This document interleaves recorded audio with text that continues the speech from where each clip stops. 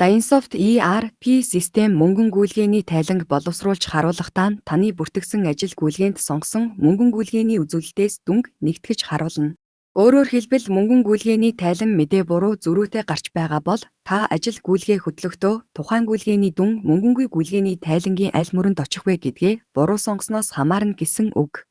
Мөн мөнгөн гүйлгээний үзүүлэлтийг зөвхөн мөнгөн хөрөнгөтэй харьцсан дансны ард сонгодог шалтгаан нь нэг орлого зарлагын гүйлгээгээр олон өөр төрлийн орлого зардал гарах боломжтой байдаг.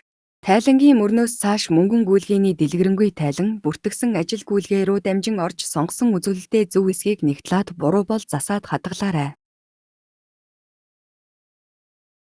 Алдаа гарахаас сэргийлэх мөн ажил гүйлгээ хийх бүртээ мөнгөн гүйлгээний үзүүлэлтийг сонгохгүйгээр санхүү бүртгэл данс код цонхонд тухайн дансны мөнгөн гүйлгээний үзүүлэлтийг нэг удаа тохируулах боломжтой ба тухайн дансаар мөнгөн хөрөнгийн данстай харьцсан гүйлгээ хөтлөх үед тохируулсан мөнгөн гүйлгээний үзүүлэлт автомат сонгогдно. Жишээ нь цалингийн зардал, банкны үйлчилгээний шимтгэлийн зардал гэх мэт.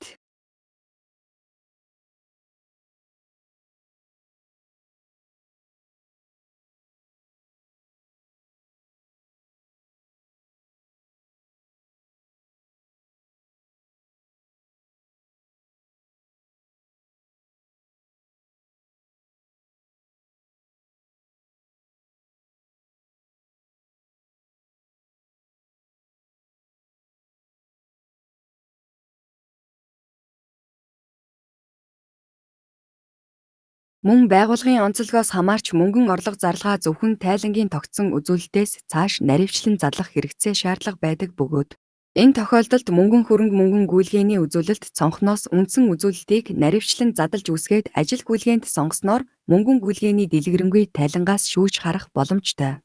Ингэж үзүүлэлтээ задлсан ч гэсэн санхүүгийн тайланд үндсэн үзүүлэлтээр тайлан зөв боловсруулагдана.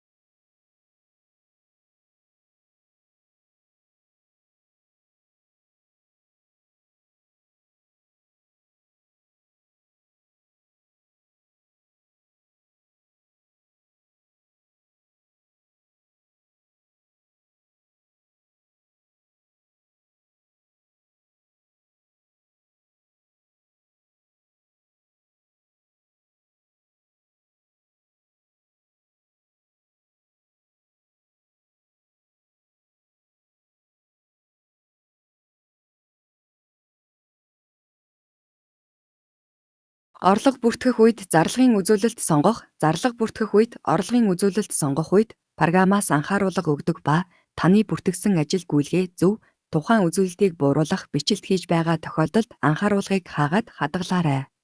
Танд амжилт хүсье.